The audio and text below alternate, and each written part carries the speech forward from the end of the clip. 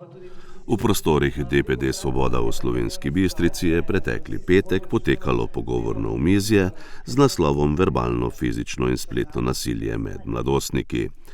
Sogovorniki so obravnavali različne oblike nasilja, govorili o izzivih, s katerimi se soočajo mladostniki, ter iskali možne rešitve in načine, kako lahko prispevamo k bolj varnemu in podpornemu okolju. Razpravljali so predstavnik policijske postaje Maribor, samostojni policijski inšpektor Boris Lukežič, načelnik policijske postaje Slovenska Bistrica Robi Štrman, vršilka dolžnosti direktorja Direktorata za digitalno družbo Mojca Štruc, raziskovalka Pedagoškega inštituta, magistrica psihologije Tina Pivec, magistrica psihologije Rea Rus iz Centra za duševno zdravje otrok in mladostnikov Slovenska Bistrica, strokovna delavka Centra za socialno delo Maribor Tina Cokoja in ravnateljica osnovne šole Pohorskega odreda Slovenska Bistrica Nadja Stegne. Če naslavljamo medvrstniško nasilje, je to tisto skrito, prikrito, tako kot smo prej govorili. In je potrebna ena pot in so potrebne, oprostite izrazu, žrtve v smislu nekoga, ki je res osebno čustveno prizadet.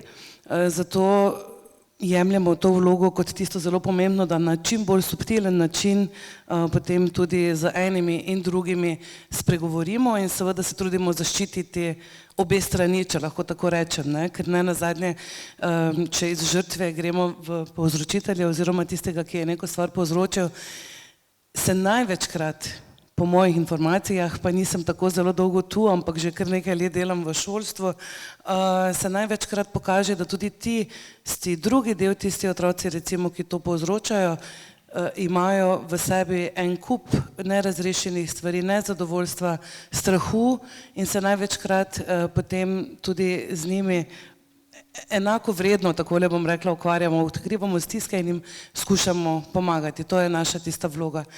Zdaj pa bom res šla tja, ko sem prej rekla, da bi se navezala, gospa je omenila razredne ure. Jaz bi tule mogoče bila kritična do obsega oziroma deleža, ki ga pač v sami sistemizaciji po predmetniku seveda ministrstvo določa šolam, kajti zdaj, če izzamemo 1. in 9. razred, kjer je namenjena 1 ura, za razredno uro v praksi govorim, je to od 2. do 8. razreda, tedensko pol ure, absolutno premalo za razrednika, tistega, ki je na voljo v prvi vrsti učencem v razredu, ne samo za pogovore, pa še za vse tiste druge formalne reči, ki jih mora kot razrednik opraviti, saj veste, so opravičila, skratka v praksi je to en velik kup in ena kar velika obveznost. In mi smo ta pojav oziroma to področje spremljali, se z učitelji veliko pogovarjali, se v bistvu v predlanskem šolskem letu nekako smo se kot vodstvo šole odločili, da se opolnomočimo tudi učitelji na področju izvajanja razrednih ur in vpeljave različnih vsebin, pač lahko govorim za našo šolo in smo nekako, kljub temu, da smo velika šola, s podružnično šolo letos štejemo čez 900 učencev, smo nekako v sami pripravi dela organizirali in načrtovali od lanskega šolskega leta delo tako, da smo urniško prav umestili določeno uro in določen dan, govorim za učence 6. do 9. razreda, pri razrednem pouku seveda lahko učiteljice to malce prilagodijo, tako da smo to idejo predstavili tudi staršem, tudi učiteljem, začeli z izvajanjem, kot sem rekla, nudili izobraževanje našim učiteljem na to temo in pa tudi nekako spodbudili našo šolsko svetovalno službo na način, da tudi v lanskem šolskem letu smo redno pripravljali za vsak teden ene vsebine, ene pogovore, ena taka izhodišča. Moram reči, da se je izkazalo za zelo dober korak v smislu tega, da so učenci res da postajajo, seveda vedno govorimo o procesu, tukaj ni rešitve enoznačne, ampak menimo, da gremo v pravo smer in da je bila prava odločitev in je tudi en tak prvi odziv, letošnjem letu to upeljujemo drugo leto in je odziv, tako lahko rečem, tako učiteljev kot učencev in tudi staršev dober. Omizje je organizirala Alenka Narobe.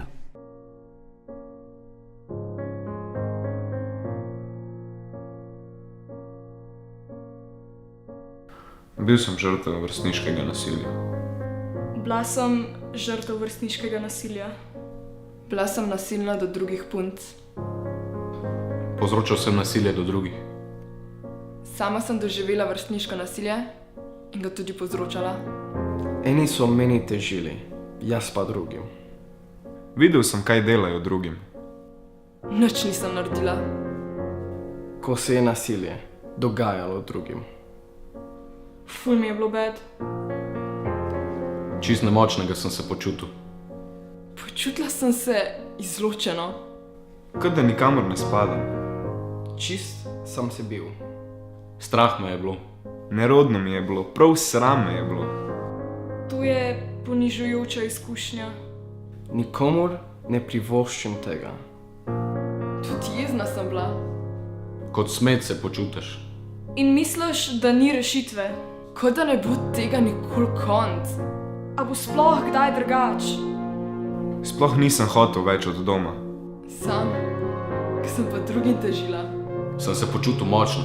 Močno. Ful močno. Všeč mi je bilo, ko mi noben ni upal nič reči. Unim, ki povzročajo nasilje, Je všeč tišina. sede jim, da noben nič ne naredi. Prav jim pride, da eni sam gledajo. Pa nič ne naredijo. In pol zgleda, da temu delom noben nič ne more. Da so v resnici močni. Ampak niso. Niso. Sam niso. Sam nisem niti približno močni. V resnici jih je strah. Nič niso močni. Prestrašeni so, ker nikoli ne vejo, kdaj jih bo nekdo ustavil. So očjo. Kdaj bomo mi njih izločili? Ko se takmu človeku upreš, Bo nehu. Neha. dojame, da je njegov čas potekel. Takole. Takole. Takole. Kdo ima torej moč? Kdo ima moč? Kdo lahko ustavi nasilje? Če ga že ki ga povzroča, noče nehati povzročati. Ti. Ti! Ti imaš moč. Pa tudi jaz. Da ustavimo nasilje. Podpremo žrtev. Rečemo, dost je. Ne dovolimo več. Halo? Vsak lahko nekaj naredi. Tudi jaz. Pa ti. Tišina pomaga povzročitelju. Povzročiteljci.